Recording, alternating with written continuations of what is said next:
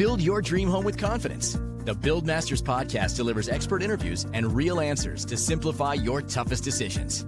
Each episode equips you with insider knowledge and actionable tips. Subscribe today to learn the art of building from the true masters with BuildMasters. So last year, my family and I had the most awesome opportunity to build our own house. We were the GCs on this build. We had so many questions though along the way. I mean, from contracts, planning, foundations, all the way to final inspection, dealing with subs. I realized at that moment that my dad was my lifeline. He has over 40 years of industry knowledge, and I am super excited because we sat down with him, interviewed him for over 2 hours to really understand the finer points of building, what to look for, tips and tricks, expert advice along the way. I also realized at that point that not everybody has a father like mine that they can just call. So we compiled all of that into the BuildMasters podcast.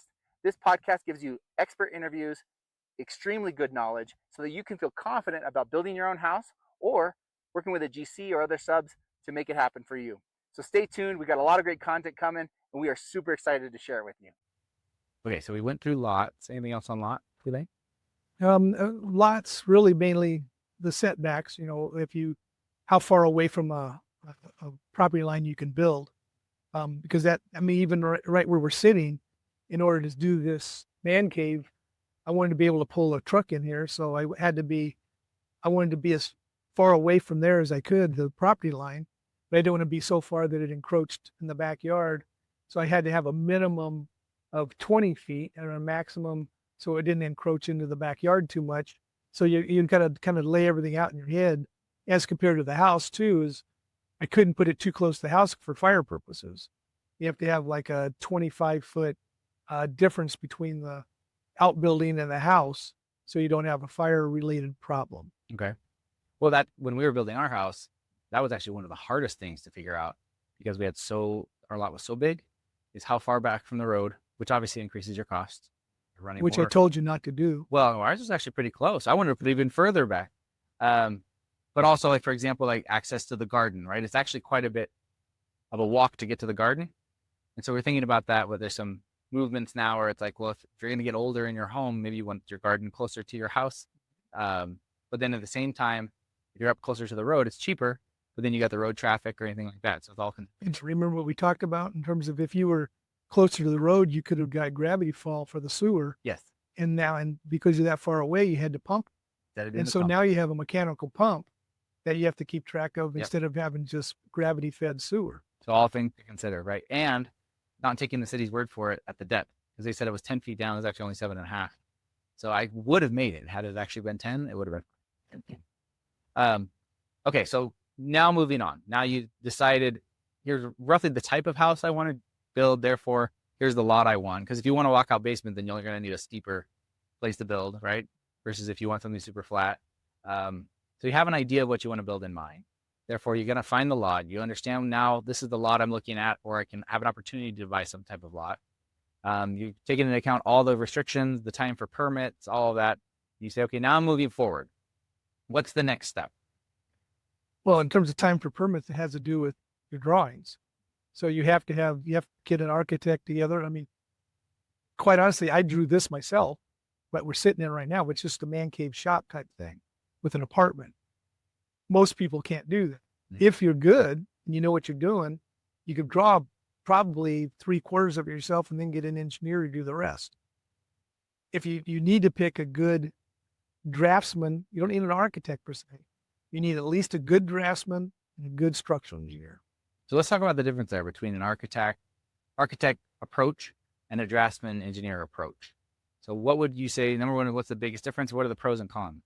An architect will take it from zero and design something for you based on what you're telling him. Okay. A draftsman usually you'll pick a plan that you like, say off the computer or out of a book or something like that, or you see a house somewhere you like that. You'll pick a plan. The draftsman will draw it per your instructions based on a basic design. And the architect is going to charge you a lot more than a designer. But it's hard to find a really good designer, as hard as it is also to find a good architect that'll listen to you. Most architects want to do everything that they want to do, and they don't want to listen to you, and they're more expensive. So if you have a good designer, draftsman designer, that has a good grasp of what you want, once they give you a set of plans that have the concept, then a structural engineer will draw to make sure it stands up. Wind loads, second story, live loads, roof loads, shear, all those different, all the hold downs, all that kind of stuff. So there's a big difference between, now small towns will have a good architect usually that kind of knows the area, knows what to expect, and might make it cheaper for you in the long run. A big city, it's usually going right straight to an architect and you're paying through the nose for them. So basically the architect can take you from zero to everything you need and make it potentially very simple, like you had mentioned once before, for your GC. However, you're going to pay for it. Right. And you might not get the things you want because they have a certain vision. They've gone to school, they have that little bit of arrogance per se on, Well, I remember you saying all the time, damn architect. Well, I've had some really arrogant architects, but then you just tell them, hey, I'm the dumb contractor, but this is the way you should do it. And they usually listen to. But if you're not a contractor, a lot of times you just have to kind of go with what they say, and because they don't know any better. Use logic to try and figure out, well, is that really what I want? Is that how I want it built? Is that the design I want? But most good architects won't lead you astray. But it might not be exactly what you want. But it may not exactly what you want. And it's usually, I would say, double what you would pay a designer, draftsman. Now, will an architect put in all of the electrical plans, all of the plumbing and everything? Or do you still rely on somebody else to do that? Or do you rely on the electrician when you do your walk around? Yeah, well, usually what an architect will do is they'll do the basics. In other words, they'll say they'll have electrical engineers calc out load. Then they'll put on the plans what size electrical entry section meter pack you need, whether you need 100 amp, 200 amp, 400 amp. And they'll do basics that's per code, like an outlet so many feet apart, switches for here and that kind of stuff. But then you always end up going over it and doing more because you want outlets for in the shop and the garage higher, more outlets in the garage, Christmas light outlets on timers for the future. So there's all the things you have to add. But you can do that if you have a good feeling about what you want to do for your house. And a good architect, a good designer will come up with some of that for you. Yeah. I mean, they can point. That's the difference between a good one and a bad one is they just don't, the bad ones don't care. The good ones will point those kind of things out. And I'm guessing you should probably talk with somebody or have a referral or something for both sides, architect or draftsman. Say, I liked working with this person.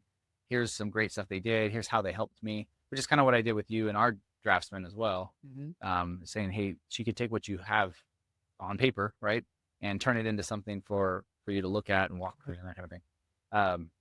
Okay, so then from there you have your house plans. Okay, now the difference too between needing a good set of plans and a remodel, you may not need a set of plans for a remodel. You may need sketches and very, very, very good detailed notes and a scope of work for a remodel compared to a set of plans for a new build. If you're going to do a remodel, you just want to make sure that that scope of work has every single thing on there you want to do, including tearing out this baseboard and putting that baseboard back on there, closing in that door, doing these lights, whatever. You just want to make sure that you're very detailed. An architect will be more detailed than a designer. So a designer, if you're doing a new build, won't be as detailed as you might want. So then you have to get more detailed with the general contractor, or if you're being your own contractor, you need to get more detailed with the subs. Okay, so let's actually explore that real quick, because I was my own GC, but because I have my dad, it was a heck of a lot easier than me trying to figure it out myself. He was my phone a friend and probably got really tired of me calling. But given that, so let's just say the difference between having a GC and doing your own build. I know right now, because costs are so high across the board, more and more people are wanting to do self-GC to save that money, right? Because it's honestly out of reach otherwise. Mm-hmm. However, on the same token, you could also spend more money because you don't have the relationships with the contractors and the supply houses and the lumber yards and things like that. So walk me through why would you want to be your own GC and why not? And then same token, why would you want to hire one and maybe why not? The only way you could be your own GC is if you've done something like this before. In other words, at least on a small scale. If you've done all your own bathroom remodels, if you've added a room where you hired a contractor to pour the concrete and you hired a couple guys to do the framing, and you hired the roofer and you hired the electrician and that kind of stuff. You've been through that. If you've never done that before, you can't be your own GC. Gotcha. It's really hard. What is hard about it? What is it, the thing that you'd say, like, people talk about that, it'd be really hard. What is the hard? You'll be taken advantage of. I mean, unless you know the ins and outs and have done something before, if you have a good sub, they'll be perfect for you. If you have a mediocre sub, it's possible they could take advantage of. If you have a poor sub, you're going to end up with a poor project. So you need to be able to pick the good moderate sub that gets you a good price and a good job. And it's not going to run off with your money. And that's a big thing, is everybody pays for stuff up front, which is ridiculous. You know, you never pay for anything up front. But when it comes to this, what you do is you can pay for, once they move equipment on the job and they start digging, or, you know, they move lumber on the job and you see a big pile of lumber there, you pay for the materials. You see a receipt for the materials, you'll pay for those materials. You're not paying for anything more until you see stuff going So no up. deposits, no nothing until they arrive on site, they're actually doing it. Right. I mean, there are move-in costs. And if somebody moves in all their equipment and maybe a job trailer, or, you know, they put electrical pole up so they have electricity. I mean, there's move-in costs which are valid. They need to be reimbursed for that. But somebody doesn't need a 50% down payment, or you'll never see them again. Yeah. All right. No matter how good they are, you might see them again, but it might be 6 months later. They might come back, but they're not on your schedule. So that's everything. Money is tied to schedule. When they get this done, they get this amount of money. And usually, depending on the better contractors, subcontractors, contractors and subcontractors, if you know what you're doing, you can also hold back a retention. It's usually 5% of their contract, or 5% of that payment that they want that time. That way, that ensures that they want that 5% at the end of the job.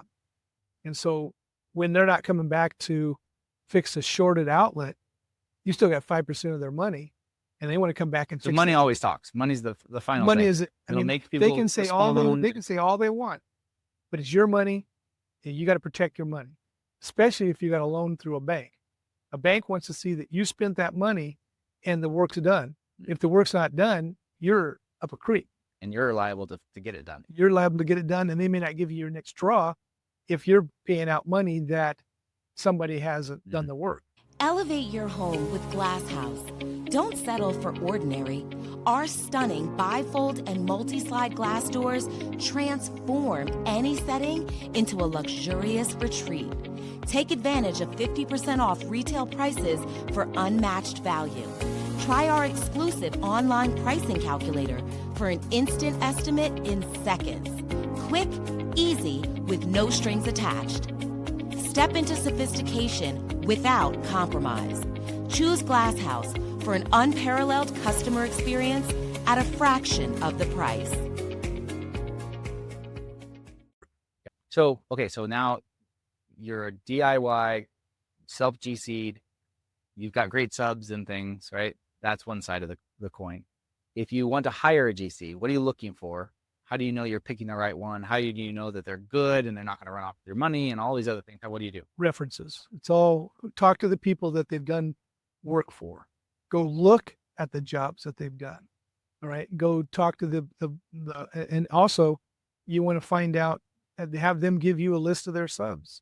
I mean, not a total list, because then you can build it yourself. Yeah. Have their list. But I want to talk to whoever you did the framing. I want to know how well you worked with the framer. I want to know if they liked working for you. You know, the concrete guy. I mean, concrete and framing are your two biggest things that'll hold up a job. And some of your biggest expenses. It's expensive, right? So you want to get whoever doing your concrete and your framing, they have to be great subcontractors. So you want to make sure that contractor, the general contractor, is using good subcontractors. So for a GC, you're really paying for the knowledge, right? Organization, The organization, and the relationships. right? Because if And there's scheduling. people don't like working for that GC, no matter how much they end up paying, they're probably not going to give them preferential for their time, right? They say, hey, here's a schedule. Yeah, I'll put you on the schedule at some point. But if they like working with that GC and they get paid on time and they're a great relationship, then they're going to let you have preference. Does that make sense? When I first got in, when I first got in construction was with your grandpa, but my second time I was in construction when I was working for a big apartment builder. When I was being interviewed, they said, well, what are the things that you look for in doing a job? And naturally what it is, it's schedule, the budget, safety, and quality. And so, I mean, there's the 4 things. So the budget's number 1, schedule is number 2. Doesn't do any good if takes you 18 months to build a 2,200 square foot house. That's crazy. And so then quality, you gotta know what you're looking for in terms of quality. So even if you don't know what you're looking for, invite somebody over for lunch or dinner or whatever, take them out for lunch, and then go walk through the house that just got framed so they can look to see if it's a clean framer or a terrible. Concrete, biggest thing on that. I hate to say it for you. Is it level? Is it level? Is it level? Or does it have the right slope in the garage? Which is kind of funny. But level and flat for concrete's the big deal. Yeah. Well, because it affects everything. It made my framers spend a lot more time. And then, so in my case, my framers were building on top of it without alerting me. So they're spending way more time and try to charge me for it, which I consulted with you about.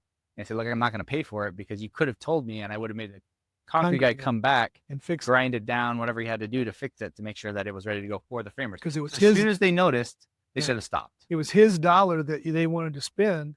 And so the framer was spending your dollar, and you could have had the concrete guy use his dollar to fix it. And because I also hadn't paid in full for the concrete. At the moment. And so he could have fixed it, and the framer would have not had that problem.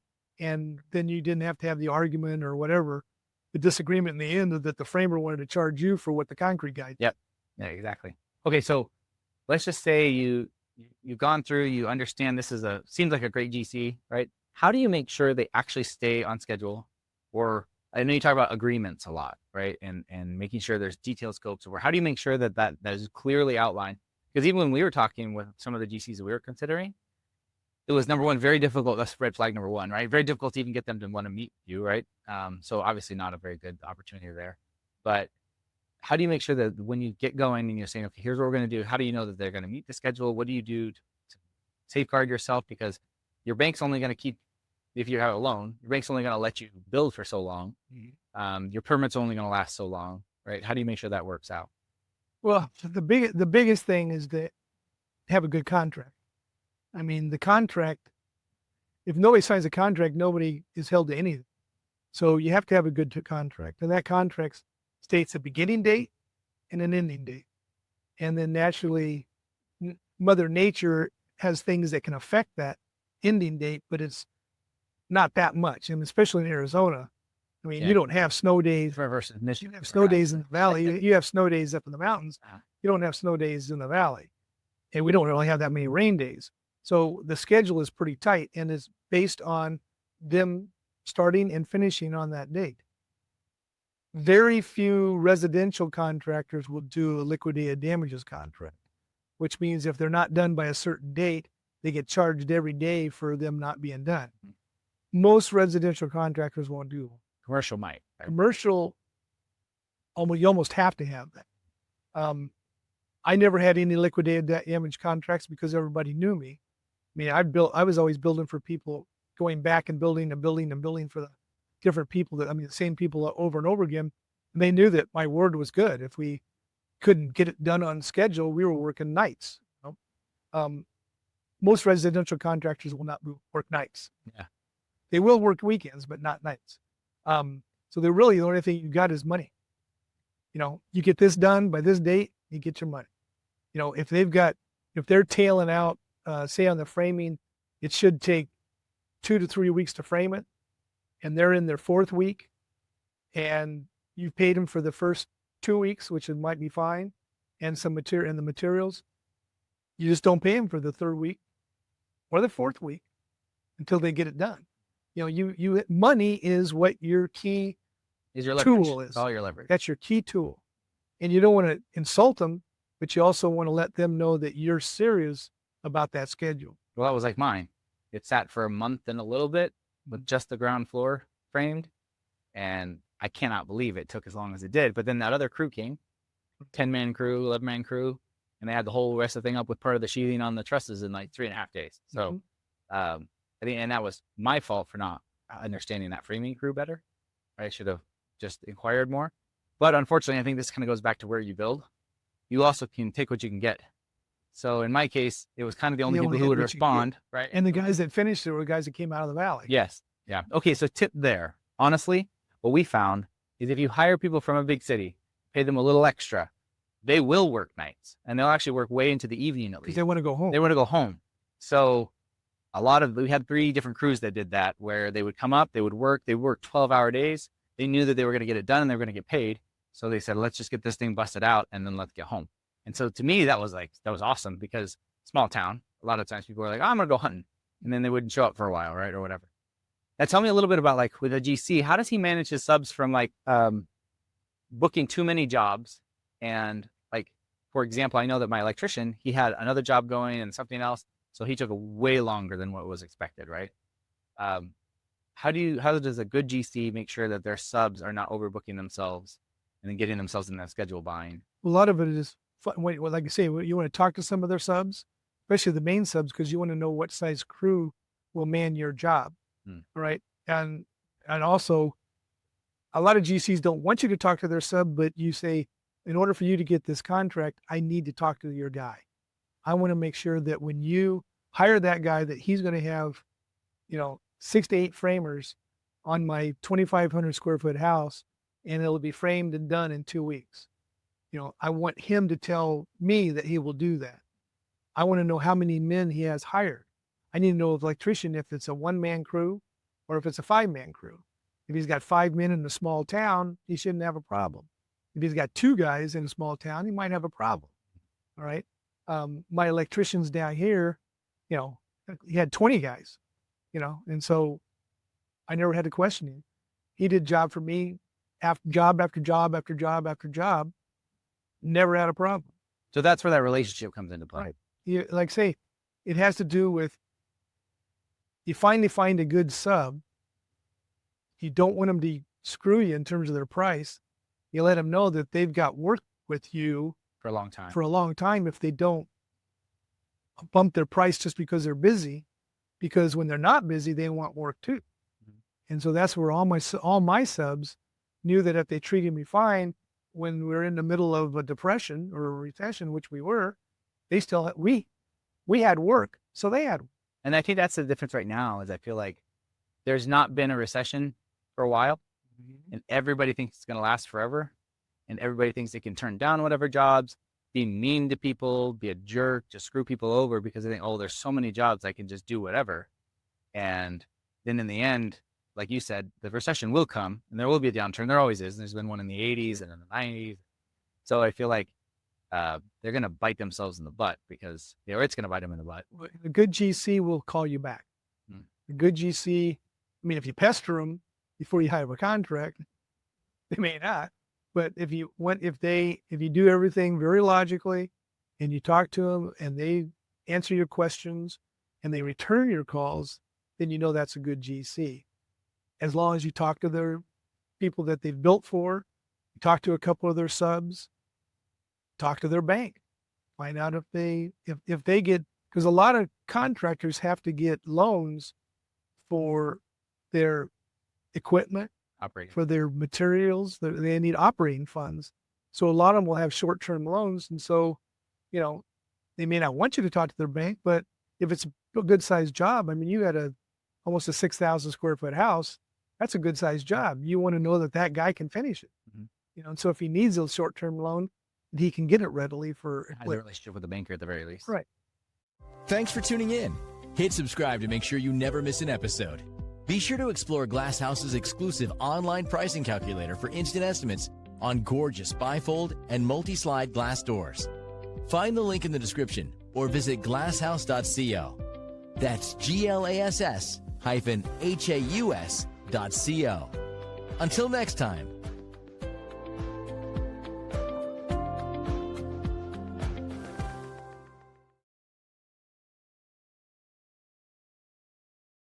Thanks for tuning in. Hit subscribe to make sure you never miss an episode. Be sure to explore Glass House's exclusive online pricing calculator for instant estimates on gorgeous bifold and multi-slide glass doors. Find the link in the description or visit glasshouse.co. That's glass-haus.co. Until next time.